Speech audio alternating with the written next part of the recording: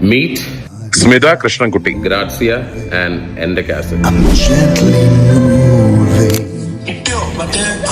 Transaction 2020 5-ാം മാസം മുതൽ ഗ്രാറ്റ്സിയ എന്ന് പറയുന്ന ഒരു വ്യക്തിയും ജിയോ എബ്രഹാം എന്ന് പറയുന്ന സ്നേഹം ബ്രാക്കറ്റയുടെ സിഇയും കൂടെ ഒരു ഫിസിക്കൽ റിലേഷൻഷിപ്പിൽ സ്റ്റാർട്ട് ചെയ്തു.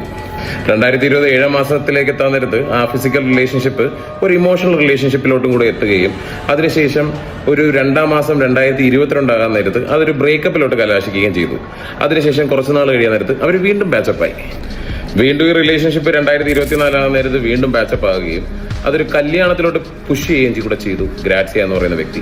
പക്ഷെ ഗ്രാറ്റ്സിയ ഒരു ഗോൾഡ് ഡിഗർ ആണെന്ന് മനസ്സിലാക്കിയ ജിയോ എബ്രഹാം ആ കല്യാണത്തിനകത്ത് നിന്ന് വിസമ്മതിച്ചു. ഈ കല്യാണം വിസമ്മതിച്ചു എന്ന് പറയുന്നതിന്റെ ഒറ്റ പേരിൽ മാത്രം ഗ്രാറ്റ്സിയ എന്ന് പറയുന്ന ഈ പെൺകുട്ടി ജിയോ എബ്രഹാം എന്ന് പറയുന്ന വ്യക്തിയുടെ പേരിൽ ഫേക്ക് റേപ്പ് കേസ് കൊടുത്തു. അതിന് മുന്നിട്ട് നിന്നത് കോട്ടയത്തെ പബ്ലിക് പ്രോസിക്യൂട്ടർ ആയിട്ടുള്ള സ്മിതയും.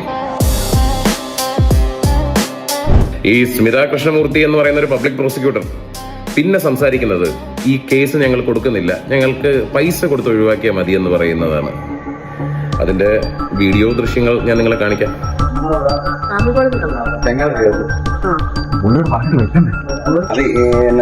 ഇവര് പുള്ളിക്കാരി എന്തോ റോസൊക്കെ വരണമെന്നില്ല.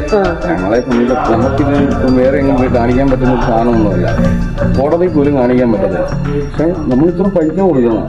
എനിക്ക് നാളുകളിൽ ഇവരുടെ ഭാഗത്തുനിന്ന് ഒരു പ്രശ്നം ഉണ്ടാകരുത്.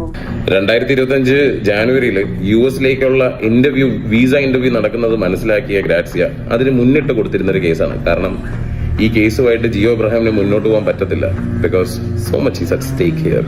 മനസ്സിലായി. ഇപ്പൊ ജിയോ എനിക്കെതിരെ തിരിഞ്ഞ് ഇങ്ങനെ പറഞ്ഞു കഴിഞ്ഞാൽ എന്റെ സ്റ്റേറ്റ്മെന്റ് എന്താണ് അതിനെ ഡിപ്പെൻഡ് ചെയ്തുകൊണ്ടിരിക്കും ആ കേസ്. ഇപ്പൊ ഹക്കീം ഇപ്പൊ പറയാം ഞാനും ജിയോ തമ്മിൽ ഇങ്ങനെ ഒരു ഇടപാടുണ്ട് എന്നൊക്കെ പറയുവാണെങ്കിൽ ഞാൻ പറയും എന്താ ജിയോയുടെ മനഃപൂർവ്വം ഞാൻ കുരുക്കാൻ നോക്കിയതാണെന്ന് ഞാൻ പറഞ്ഞു കഴിഞ്ഞാൽ പോലീസ് സ്വമേധയൊന്നും അതിന് കേസെടുക്കുന്നില്ല.